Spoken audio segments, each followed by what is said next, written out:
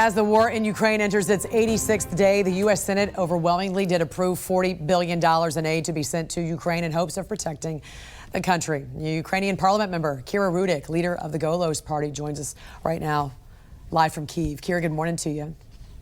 Hello, thank you so much for having me. The U.S. Embassy in Kyiv just reopened. That's encouraging news. How are things going in Kyiv at the moment? How are you guys holding up? Well, the Air Force attack just launched, so we hear the air raid sirens.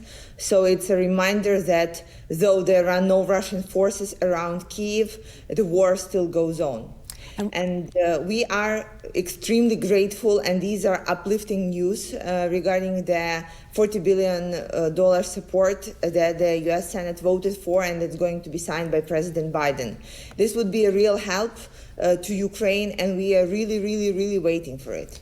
However, I have a huge question. Why do U.S. taxpayers have to pay for the deeds of Russian soldiers?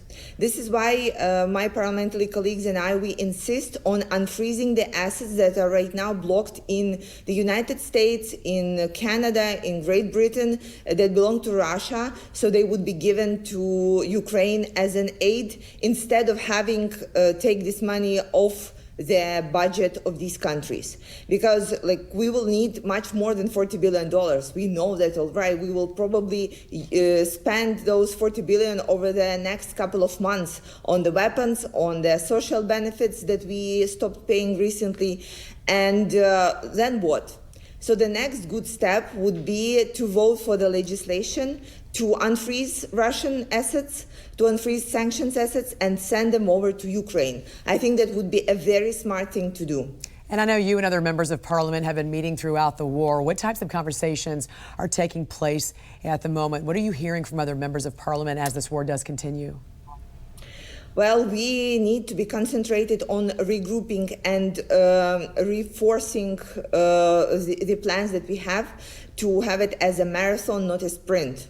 The first months, everybody was just thinking how to live through the other day. Right now, we need to plan strategically. We do understand that the heating season is in just 4 months ahead. We need to understand that our ports are blocked, and so all the export and import are blocked as well. So then the social benefits that we will need to pay as a government will also pile up. So we need to plan on this war to continue for some time, and for that we need to understand which support we are getting, how much money that would be, what would be with the weapon supplies from our allies. So we are regrouping our efforts to say this is going to be long-term. And just this week, Sweden and Finland applied for NATO membership. Both countries called out the Russian invasion as a reason for wanting to join NATO. And you got French President Emmanuel Macron stating his concerns about the war spreading to surrounding countries.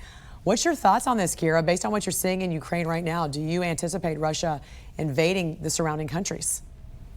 Look, right now, European countries are paying over $1 billion a day to Putin for the energy resources. So he can and he may afford another war or two while this is happening. So to actually secure the countries from Putin's invasion, the steps that need to be taken are the sanctions. So the countries that are working to get and to vote for sanctions, they are protecting themselves first, and Ukraine the second. So to make sure that Putin will not invade other countries, we need to make sure that we weaken up Russia economically, politically, militarily, to the way where he cannot, because we cannot account on the things that he would or would not do. We already have done it for over a decade, and look where it got us. And without revealing too much, because I know some of this is very sensitive information, but we have gotten the reports of Ukrainian soldiers surrendering to Russian forces in Mariupol. What does this mean for Ukraine, seeing this port city fall to some Russian forces? Well, the situation is really dire there, and what we need right now is to ensure that all the wounded defenders, they get help. This is our goal. This is the main goal right now. And what we have heard from the Red Cross is that once they got to help to some of the heavily wounded defenders, that they only had like a couple of more days left. So it's incredibly important that everybody who's wounded is receiving medical help. As for the next steps, I cannot reveal them, but we will be making sure that all the people who are right now surrounded, that they're getting help and support from our international organizations that are allowed to get in there. And while you're here, Kira, I'm hoping to get your thoughts on the 21-year-old Russian soldier who pled guilty for committing a war crime in Ukraine when he shot and killed a 62-year-old unarmed civilian. Some are anticipating this is the first of many Russian soldiers to be tried for war crimes. Can you just take a moment to reflect on this case and what getting justice ultimately looks like for you? Well, there are two main sides of this justice.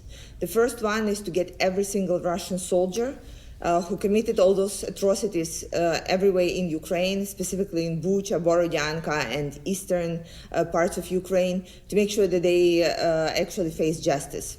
And that would be a long and complicated process. And what we have seen is just the step one of many. But what is the real aim is to have some kind of Nuremberg trial where Putin and his soldiers will be actually on the bench. And I personally am pushing so much for this trial to happen at some day. You know, during Second World War, nobody hoped that Hitler and his generals would actually face the trial, but many of them faced. So this is our aim right now as well. We are working to make sure that nobody would go without being held responsible for their deeds. All right, Kira Rudik, we appreciate you joining us this morning here on the National Desk. Thank you. Thank you, and glory to Ukraine.